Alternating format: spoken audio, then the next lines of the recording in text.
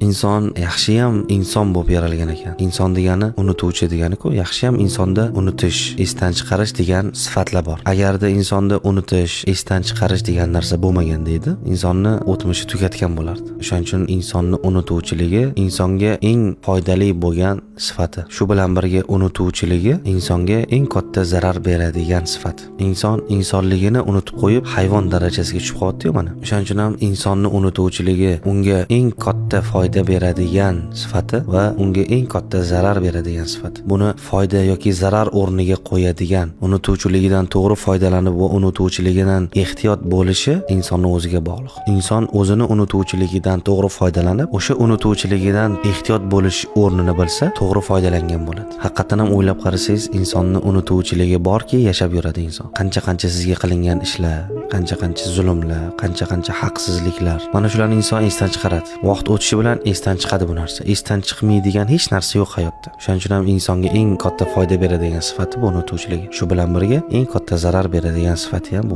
unutuvchiligi.